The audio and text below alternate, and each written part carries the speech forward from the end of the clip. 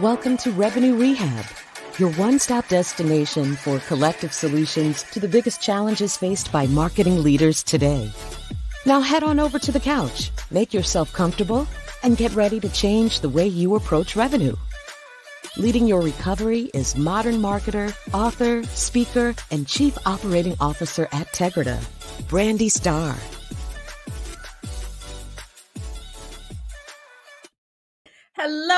Hello, and welcome to another episode of Revenue Rehab. I am your host, Brandi Starr, and we have another amazing episode for you today. I am joined by Kasper Sierslev. Kasper has more than 20 years of experience in the advertising industry and quite a few creative awards for his work. He has written 2 best-selling books and works with international big brands such as Apple, Lego, and Mars. Kasper has built and directed the in-house creative departments at Maersk, Georg Jensen, and Saxo Bank, and has helped other organizations and brands set up their team. Kasper, welcome to Revenue Rehab. Your session begins now. Thank you. Thank you so much, Brandi, and thank you for having me. I'm excited to have you today. Looking forward to talking to you. But before we jump into our topic, I like to break the ice with a little woo-saw moment that I call buzzword banishment. So tell me, what buzzword would you like to get rid of forever? Oh, it's a love-hate thing, but I really hate the word agile. And at the same time, I kind of like the way you could actually work with it. It's just the word and the whole, agileness of everything. And we have to be flexible and so on. But yeah, that's I think that's the one.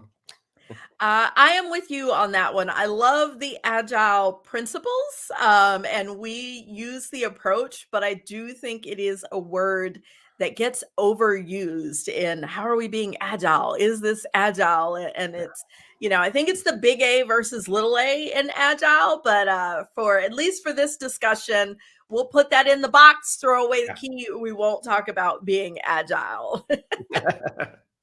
Well, now that we have gotten that off our chest, tell me, what brings you to Revenue Rehab today? Well, basically, it's talking about in-house agencies and how we can work with creativity in in-house agencies, but also actually look at how we can shape the workflows and how we work in-house, because a lot of things I've learned at the external side a long time ago never quite made it to the in-house agencies. So it's a lot about processes that actually, when you look at it, allow us to be more creative, work in a different way with in-house agencies, and not by just being part of a marketing department. So long story to get to the point. Sorry.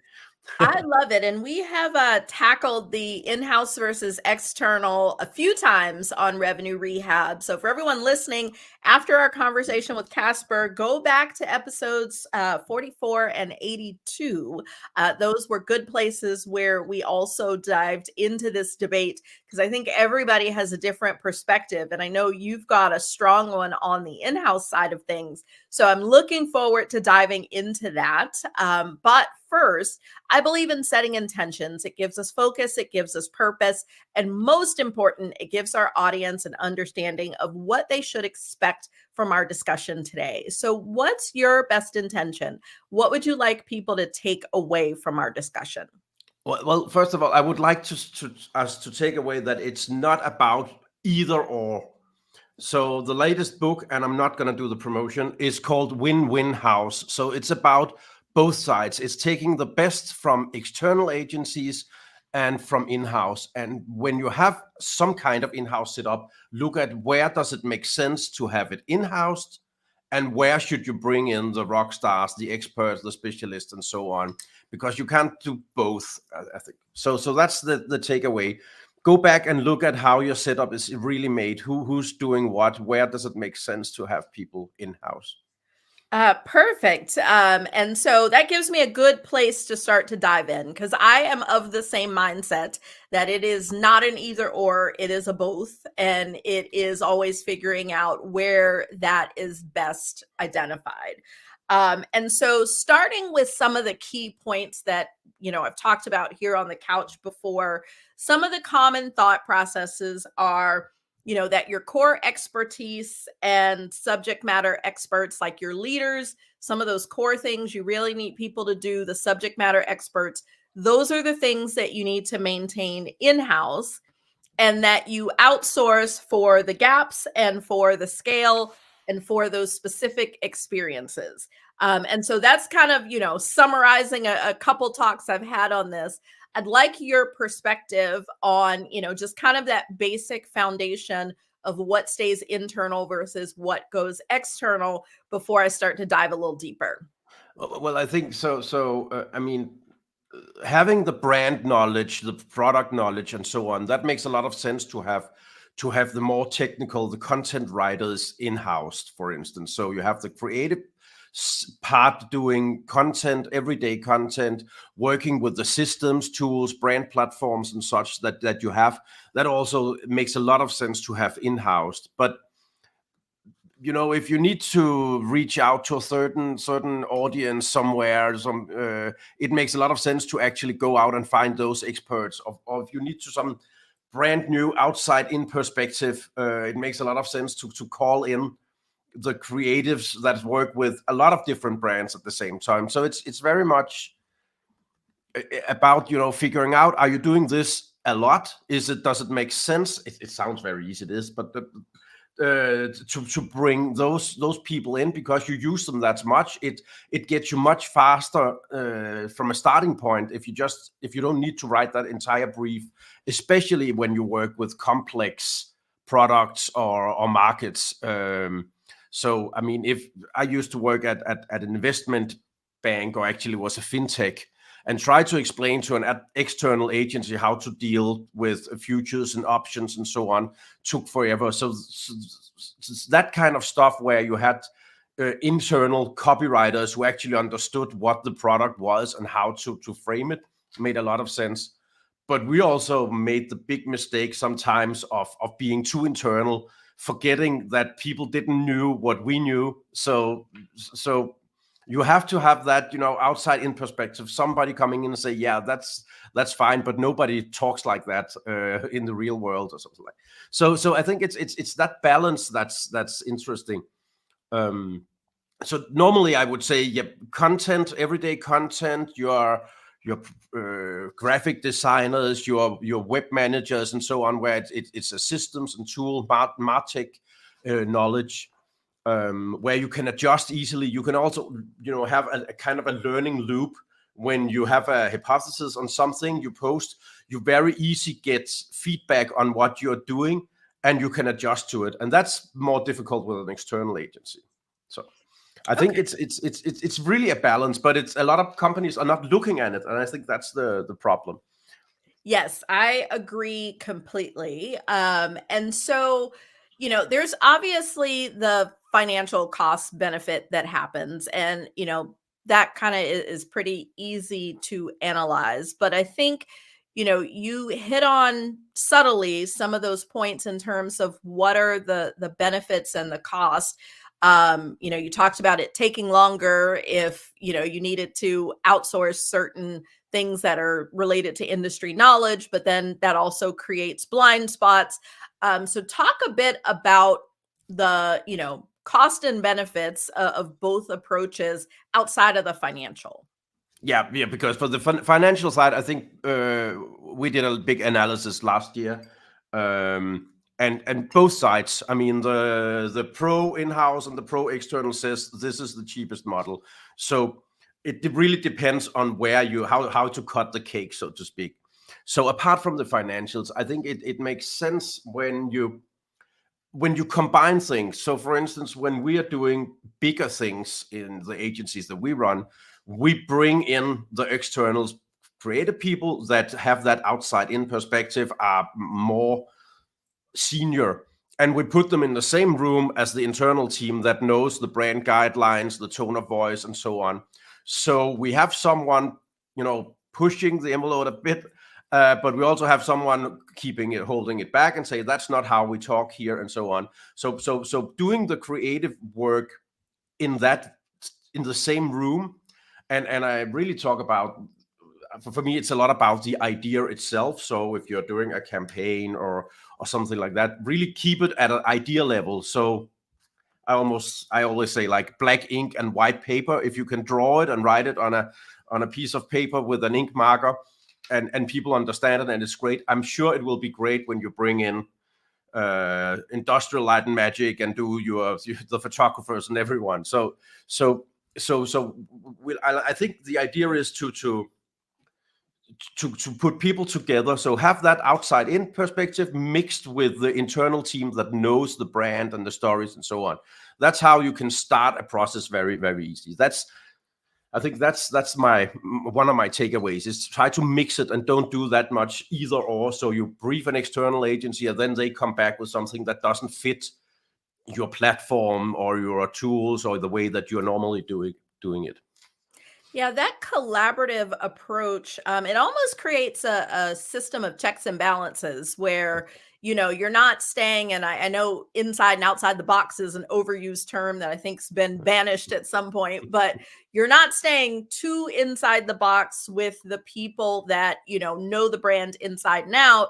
You've still got someone to push the envelope, but that balance, and I like that sort of yin and yang balance of internal versus external, because I do think that is like where we win, is finding what that blend is. And I know you talked a bit at the beginning about, those inside resources and the internal agencies, so to speak, of what they can learn from the third parties. What I'd like to hear a little bit more, because I think that ties to some of the costs and benefits as well in terms of how things are run. I'd love to hear more of your thoughts around, what are the gaps in those internal agencies where they can learn from some of those external places. I think some of the places I've been and worked with, some of the companies I worked with, the problem is often that things are too mixed. So sometimes you need that, I don't know, it's not that vogue to say that diva thing where you say, I can't work with it and I walk away. And that's really difficult if you have to go down and have lunch right after because you're in the same meeting, same, office space. So sometimes you need to be that kind of external and say, this is the best way to do it. And what we see a lot when we talk with different companies is that they kind of mix things up. So they have the graphic designers and the copywriters sitting in the middle of the marketing department, and people can just walk over and say, oh, could you fix this? So you don't get that proper brief, and you're not allowed to really, take a step back and think, is this actually the right solution for this? Is there another way that I can do it? Because it's more like going around and just say, oh, fix this and do that, and can you write a small copy for this one, and so on. So the first thing we normally do when we work with companies is say, do you have your processes, your roles and responsibilities, your swim lanes, all the boring stuff that actually allows you to optimize a bit on the processes.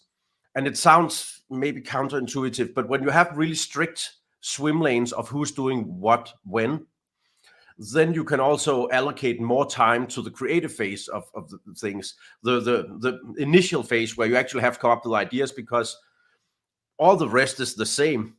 I mean, you don't have to invent a new way to do a banner or a SoMe post or translate something. That's just work or processes So a lot of times people don't really have this in order. They just work and they just bring in experts and they sit them next to the other guys in the marketing department and expect them to do what they did at the agency. So it is about looking at the flows you have because the advertising agencies, we used to work a lot in flows and boxes, and you have a project manager coming with a brief and say, you guys, you work on this and this is, and bring it on to the next the next table, so to speak, very much like a assembly line. And it actually works because it's difficult to make money on advertising. You sell by the hour, and and how much does an idea actually cost, so on. So you can learn, I think, a lot from that process, from looking at how would we like the different content pieces or campaigns to run through our marketing machine. Yeah, and I agree that process is really key. I know that's something that we've worked with clients on quite a bit is, as an external agency, we are like helping them to define like this is what the process needs to look like, whether we're involved or not. And we've seen that where people are like, hey, you guys operate really efficiently. When we work with you, there's like this rigid process, there's documentation, there's all these things. How do we get that, on the internal side as well? And so I do think that process and rigor that comes behind, how things are getting done is a great place where if you don't have that internally, it's kind of a cost of holding things inside because you don't have that, whereas it is a benefit and you can really put those together so that you've got a seamless process. And that, I agree, is another way that you're winning in that blended ecosystem is to bring some of that rigor internal as well. I mean, yeah, what we see is when people put processes in place, and that we don't have to be involved. It could be someone just, got an advice somewhere or built them themselves. They normally save 30 to 40%, or they gain 30 to 40% in efficiency in what they're doing, because they're not going back once they created the film or all the banners and going back and say, maybe blue is better or something like that, because they decide things at the right time. And I think that's very important. Another thing that I see is in contrary to the external agencies, a lot of the inside agencies has more tasks on their plate. So they're producing more. That means there's shorter time to actually step back and look at what you're actually doing. You're more in the production mode. Say, okay, I need 10 social media posts in the next 2 hours. Let's just type something out or use the ChatGPT to help me out or something like that. So where the creative agency often takes, just a couple of hours, maybe go out and take a walk and so on, and look for inspiration. And I'm not saying that. I have this quote from a guy called Chuck Close, who used to say, inspiration is for amateurs, the rest of us go to work. And I really like that, because working with in-house, you don't have that much time. So you just have to figure out a way to come up with all those ideas. Sit down, start creating, and then your inspiration will come later on. You cannot just sit and wait for that eureka moment and so on. So in thinking, so I'd like to dig into that a little more. So in thinking about how you blend the internal versus external, what I'm hearing is actually different than what I've seen. So I'd like you to talk about it a little more, because I know I have often seen that timelines are faster and you get a greater scale by tapping into external versus doing things internally. But what I'm hearing from you is that may be the opposite, because there's more pressure on the internal resources to crank things out, whereas an external agency has the ability to step back and reflect more. So and again, trying to find that balance, where do you see you sit things when you need to scale versus where you need greater creativity?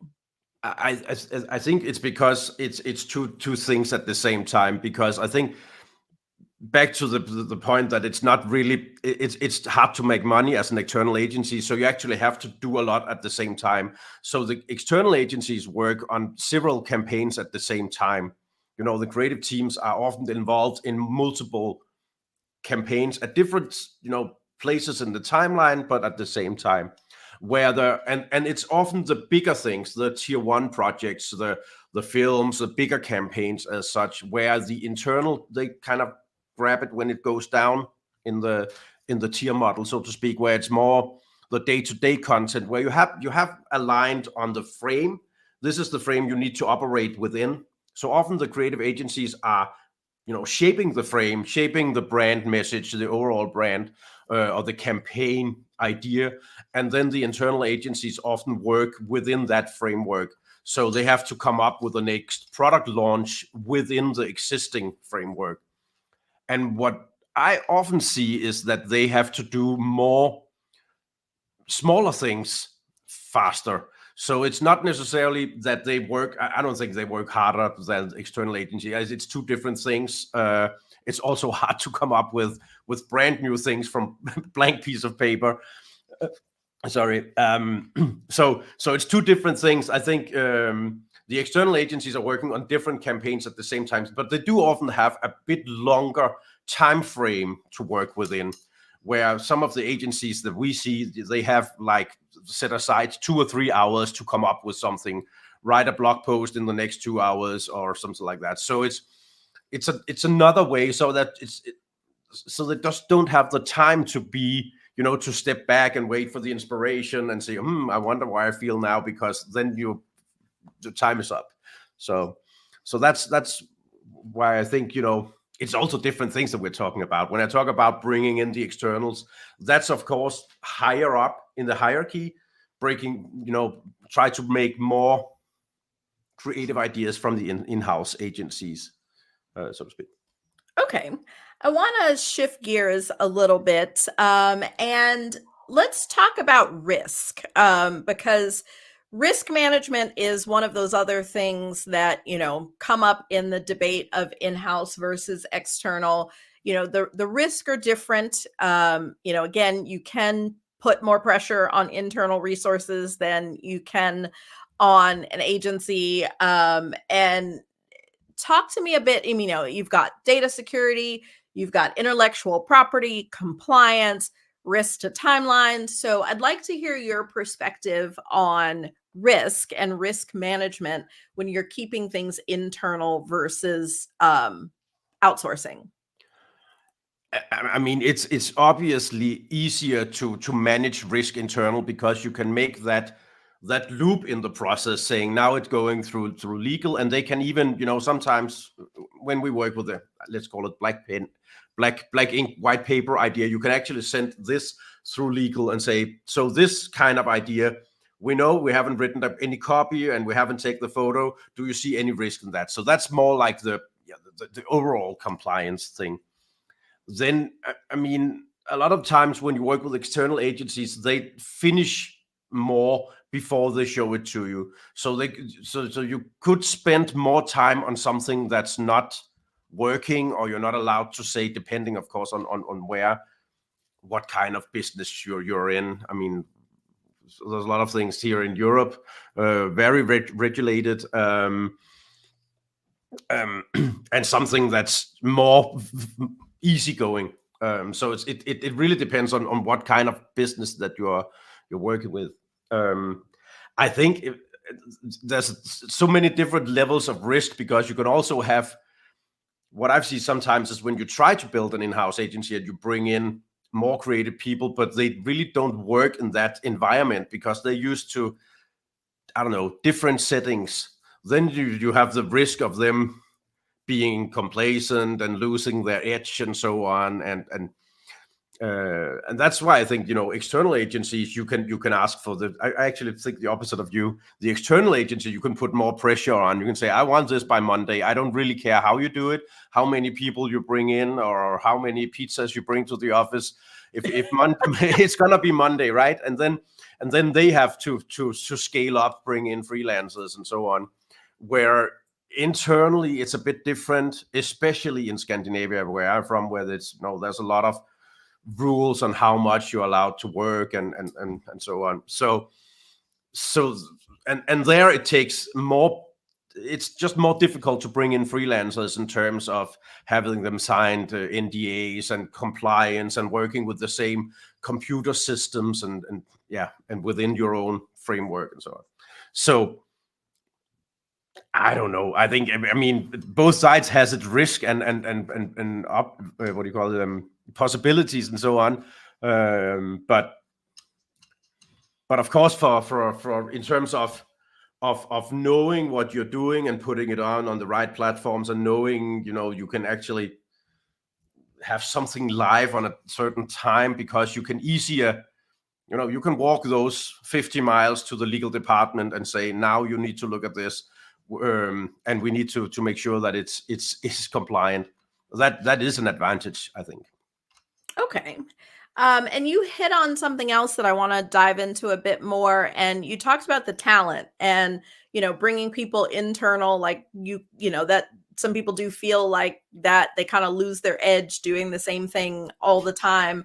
So when you are making the decision on what to keep in-house versus outsourcing, how do you think about it from a talent development perspective? Like, if you are bringing people in-house, how do you keep them fresh and current and, not feeling redundant, versus if you're, working with external? And then, I mean, even with external, sometimes, if it's the same people on your account for a really long time, like, you could run into those same challenges. So what are your thoughts around talent management and development on both sides of the house? Yeah, I mean, I had that sort of, like, I don't know, it's like 10 to 12 years ago when I turned to the dark side and went in-house, and I thought this is the place where creative people go to die.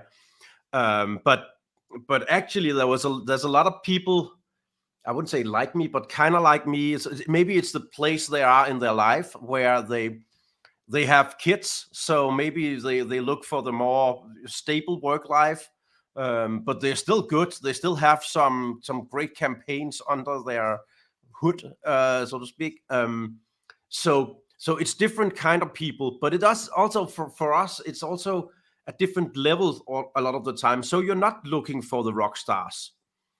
Sometimes you're looking for the craftsmen, the workers, and so to speak.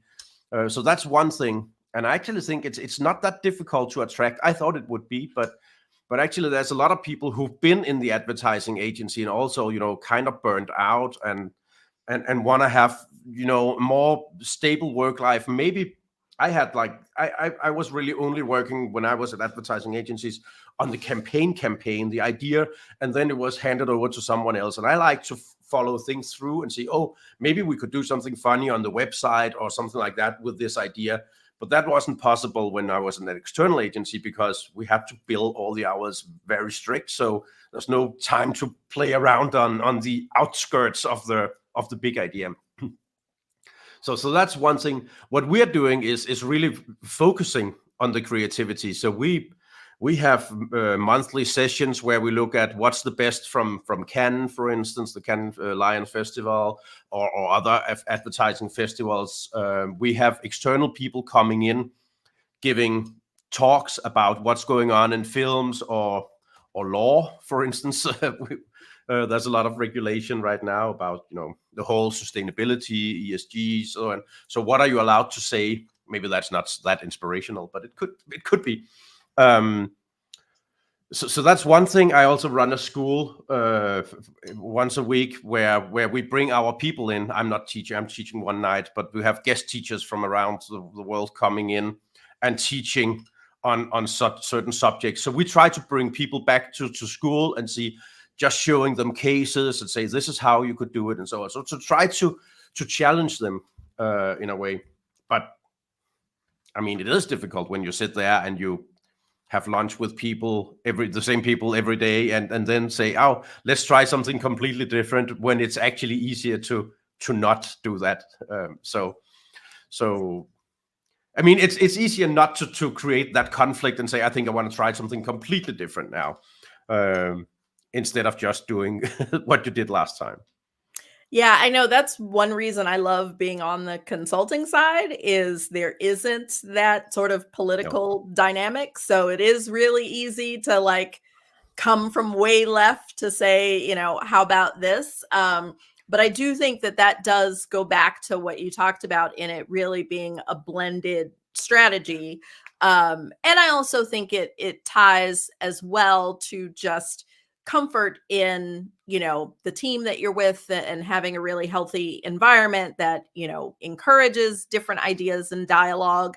And I also think that that happens on, when you're working with external agencies, like you talked about sometimes when it comes to like billable hours, feeling like you got to stay focused on, just the one task at hand.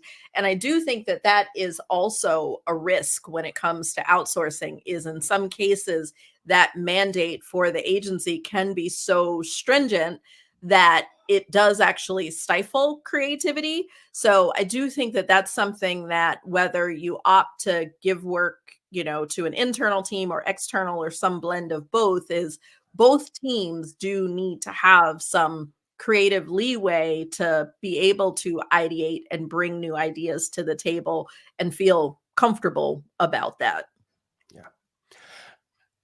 Yeah, I agree. So yeah, that's one thing I actually missed. We do the creative review, which no, I don't see a lot of that in internal agencies. We used to do it a lot at external agencies. So every month, just put whatever you have, and I'm that old, so we put everything on the wall because it was very old-fashioned print. No, I mean we also printed the digital stuff, but just to put it up and say, does it look aligned? Is it the same brand? Is this good? Why did it go from this idea, it was kind of good, to this more boring stuff out here? What was it in the process that made it, turn to the worse or something like that? So also focusing on the creative culture in an in-house agency, and I think that's what a lot of companies are missing. It's like they really think they can just bring in experts or creative people and just place them in the marketing department and just say, do your magic over here, and then I think you will lose at a long game. Awesome. Well, yeah, this has been a great sort of different flavor of the debate, and really focusing on, the creatives and where that talent sits. And, talking about our challenges is just the first step, and nothing changes if nothing changes. And so in traditional therapy, the therapist gives the client some homework, but here at Revenue Rehab, we like to flip that on its head and ask you to give us some homework. So for the heads of marketing that are listening, that own the creative resources and have that struggle of how do I craft the right blend of where my creative resources sit? What would be the first step you would recommend for them? Because I think you hit on a lot of the pros and cons. So where do people start in figuring out what that blend looks like for them? I think they have to look at their entire process. So maybe sometimes it makes sense to do a reversed engineering on the last campaign or something like that. I said, we ended here. How do we get to here? Who did what, when, and so on? And actually look at that process. How much time did we spend here? Did we go back and forth? Who did what? So I think that's one of the things. Actually looking at the workflows, and normally you could just do one or two bigger workflows for campaigns. The other thing is looking at who do we use for what. For a lot of the time, you buy an entire advertising agency for everything, the full service. So you get both the, let's call them rock stars at the top who do the really great creative work, come up with a lot of creative ideas, but you also buy the entire house, especially in Europe. It's like that. And maybe sometimes it makes sense for the CMOs to look at, or the CFOs to look at, are we buying too expensive craftsmen at the external agencies instead of just buying the creative people and buying the idea? And then we could actually do it ourselves. We could do more formats, more variations of the same content once we bought that main idea. So that would be my second takeaway, which is, I think 2 is enough. But really look at what are you buying where. So and a lot of times you can buy it. You can buy the really, really, really great creative people.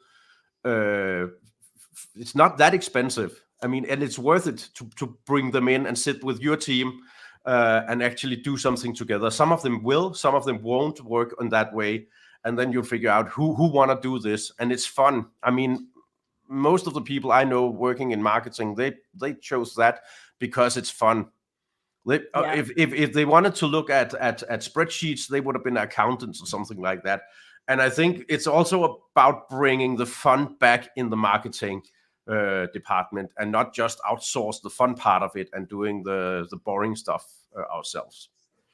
Yeah. So thinking about your takeaway, just to summarize it for those listening, it is to reverse engineer your last initiative. So pick something big, identify how you got where you got, who did what you were outsourcing, what you kept inside, and really evaluating what, was that the best approach? Because I do like a lot of the points that you're making around figuring out where each thing should sit, or where each part of the process should sit, but then also really having those places where it is truly collaborative. And that is something I do see that's missing. A lot of times it is something is handed to the external party or chosen to be maintained exclusively internal, but there is some benefit, especially strategically, in having both collaborate together. And I think that that is a really, really great place for everyone to start, because whether you're questioning your blend of resources or not, it's always good. We're at the end of the year, take an assessment of how things work this year and figure out what changes you should be making going into the next year. Well, Kasper, I have enjoyed our discussion, but that's our time for today. But before we go, tell us, how can our audience stay connected with you, and definitely do the shameless plug for the book? Yeah, I have it here. So we're filming. So it's called Win House, and that's also the website.com. So you can find me there, or you can find me on LinkedIn. I have a very unusual last name. It's only me, my 2 kids, and my father who has it. So you can probably Google it and find it. So I think that's it. This is the guide for anyone who don't want me involved. I wrote down everything I learned from working with Maersk and Saxo and Georg Jensen about how building in-house creative teams. So if you don't want anything to do with me, take the playbook and use it shamelessly.